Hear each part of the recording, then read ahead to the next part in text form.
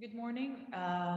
As we can see here, we are going to take the poem which is called I Have No Address, which is written by Bashir Iyad, an Arab poem. Let's take a very quick background about the poet at first.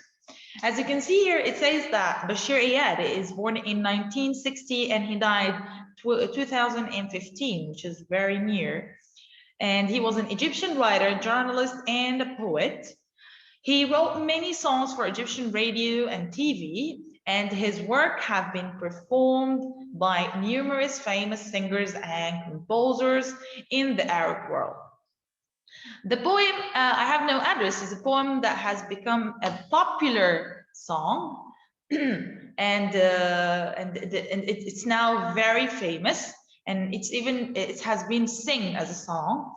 So let's take a very look summary about this poem.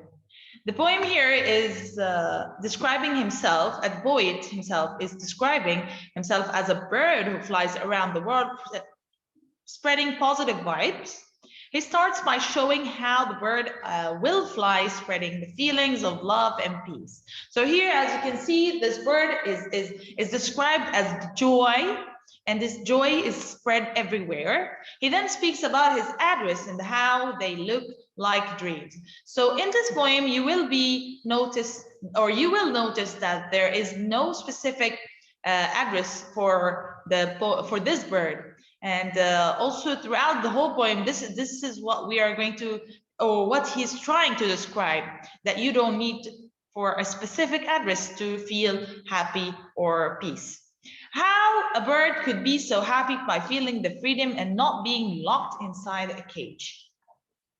Even there is also a lot of figures of speech in this poem. Let's look at some of them. Let's look at one of the metaphors, which was in line number 1. It says, I'm a sparrow with a white heart and 1,000 tongues. The metaphor here describes a person as a bird who flies around.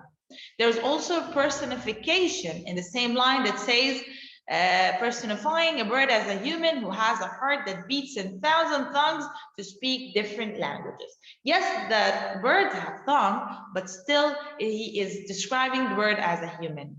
One of his alliterations also in paradox in line number 9, I sing, smile, and cry. The alliteration is the repetition of the consonant S adds a melodic sound to the verse. The paradox, which is the poet here had a different and mixed feelings together at the same time when he says smile and joy, and then yet he cries in sadness. So this is a lot of feelings that the bird has at the same time, or the poet describes to the bird. Let's very quickly go back to the poem itself and see some vocabularies that are mentioned.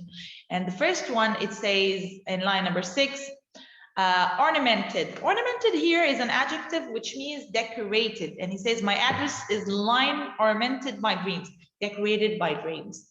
The second word is longing, and longing here, it's a noun. It means deep inside for something or yearning. Then we have the word tranquil, and tranquil here is an adjective that means peaceful, calm, and quiet.